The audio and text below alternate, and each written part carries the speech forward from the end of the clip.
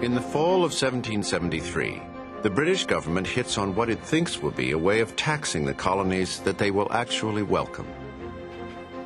The East India Company has a surplus of tea. Parliament decides to ship 500,000 pounds of this tea to America at an extremely low price, with a nominal tax of 3 pennies a pound.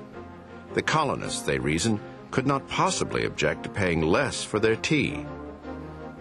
In every colony where the tea is landed, there are loud protests. It is either sent back or stored unsold in warehouses. In Massachusetts, where Thomas Hutchinson is governor, the story will be different. Hutchinson was the key figure in the major events of 1773, which really precipitated the American Revolution.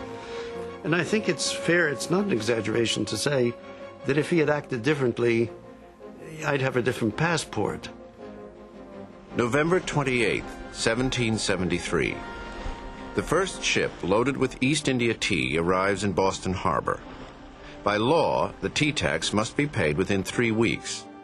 The decision over what to do next is squarely in the hands of Governor Thomas Hutchinson. I lie awake whole nights in fear that I shall be called to account in England for my neglect of duty to the king. Hutchinson could have written to England and said, I know the law, I know my duty, but I cannot enforce the law. It's physically impossible. But he didn't.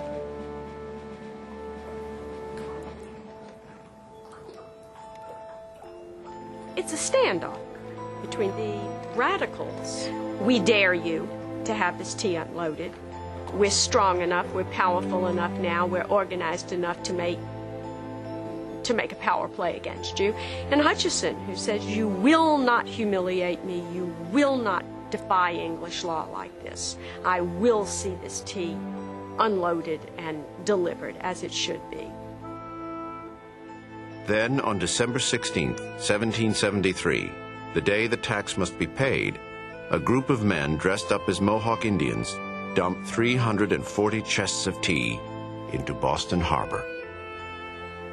The Tea Party was a very limited act of violence, in fact. They do nothing but dump tea. A padlock is broken, it's replaced. We think of this as a lot of yahooing and yelping and noise.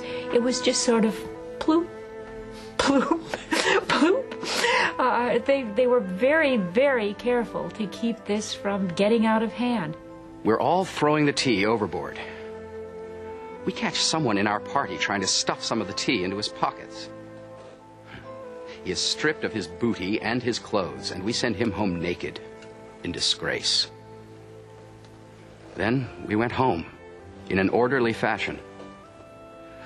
Boston enjoys the most peaceful night it has had in many a month.